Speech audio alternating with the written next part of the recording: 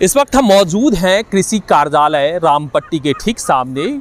आजकल यह कार्यालय सुर्खियों में बना हुआ है। दरअसल मामला एक संजीत ट्रेडर से जुड़ा हुआ है, जिसका नाम पहली बार खाद तस्कर के रूप में 2021 में आया था, जब टाउन थाना में 2 मामले दर्ज हुए और एक राजनगर थाना में मामला दर्ज हुआ। आरोप लगा कि संजीत ट्रेडर्स जो खाद का लिमिटेशन है, जितना उसको स्टॉक में रखना चाहिए, उससे कई गुना अधिक वो अपने स्टॉक में खाद रख रहा है। और इससे संबंधित एसडीओ ने जांच में उसे पकड़ा और गोडाउन को सील किया। बाद में हालांकि गोडाउन को तोड़ करके वहाँ से खाद या बीज जो भी था वहाँ से निकाल लिया गया, जिसके एवज में भी टाउन थाना में दूसरा भी एफआईआर दर्ज किया गया। लेकिन मामला वहीं तक रफा दफा हो गया। कभी भी पुलिस के आला अधिकारी या कृषि विभाग ने उसके ऊपर में हाथ डालने की कोशिश तक न की। बात फिर 2022 में खुली, जब एसडीओ ने उसके एक होटल है, निजी होटल है, वहाँ पे रेड किया तो वहाँ भी ज़रूरत से ज़्यादा खाद एवं बीज मिले, जिसके बाद एसडीओ ने उनके ऊपर में एफआईआर करने और जो गोडाउन को सील करने का आदेश दिया, और जहाँ से विवाद ने तूल पकड़ा। लेकिन सवाल बड़ा है, यहाँ पे सवाल के साथ मैं शुरू करना चाहूँगा। सवाल बड़ा है, आखिर जिस व्यक्ति के ऊपर में पिछले वर्ष 3 एफआईआर दर्ज हुए हैं, 3 मामले दर्ज हुए हैं, उस व्यक्ति को लाइसेंस कैसे मिल गया और स्टॉक रखने का अधिकार कैसे प्राप्त हुआ? बिल्कुल ये हम कार्यालय भी दिखाने का प्रयास करेंगे। यही वो कार्यालय है। हम यहाँ पे पहुँचे भी थे, डीओ से मिलने का भी प्रयास किए।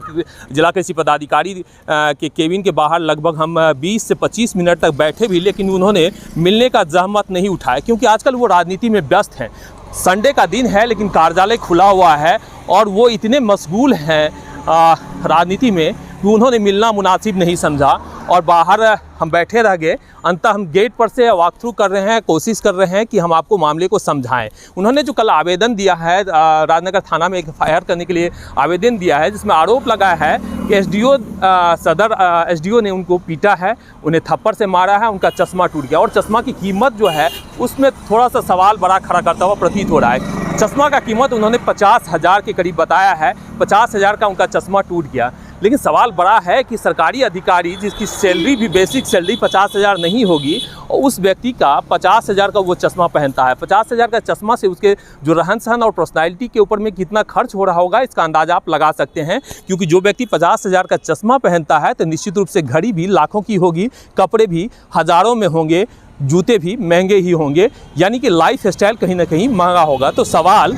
बड़ा उनके ऊपर में खड़ा होता हुआ प्रतीत हो रहा है। उंगली उठना लाजमी है, क्योंकि उन्होंने खुद अपने बयान में कहा है कि हमारा 50,000 का चश्मा एसडीओ साहब का थप्पड़ से टूट गया। लेकिन थप्पड़ क्यों चला, यह अभी थोड़ा सा रहस्य बाकी है, क्योंकि जब तक मामले की तहकीकात नहीं हो जाती, तब तक जांच नहीं हो जाती, तब तक इस थप्पड़ का जवाब नहीं मिल पाएगा। हमने जानने का प्रयास किया, लेकिन डीओ जो है उन्होंने हमें गेट के बाहर ही करके रख दिया, गेट के अंदर बुलाया ही नहीं, तो हम जवाब जान नहीं पाए। इसलिए क्षमा चाहेंगे आपसे कि हम उनका जवाब नहीं जान पाए। लेकिन ये कार्यालय निश्चित रूप से आज के तारीख में सुर्खियों का केंद्र बन चुका है, क्योंकि यहीं से आंदोलन संचालित हो रहा है। कृषि विभाग के जितने पदाधिकारी हैं, जबकि अभी गेहूं के बुआई का समय है, खाद की ज़रूरत है, किसान लगातार जो है उनको हर रोज़ खाद और बीज की ज़रूरत होती है, क्योंकि यही वो पीक टाइम है जबकि गेहूं की बुआई होती है। और ऐसे समय में यहाँ से एक आंदोलन खड़ा किया गया है, जिसके कारण से जो खाद बीज का दुकान है,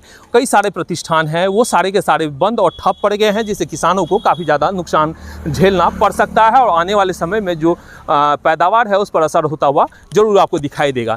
लेकिन इस लड़ाई का अंत कहाँ होगा, यह भी हम जानने का प्रयास जरूर करेंगे। लेकिन सवाल बड़ा है, आखिर उस व्यक्ति को फिर से स्टॉक रखने का, फिर से खाद रखने का किसने अधिकार दिया, जिसके ऊपर में पिछले वर्ष 3 एफआईआर दर्ज हुए?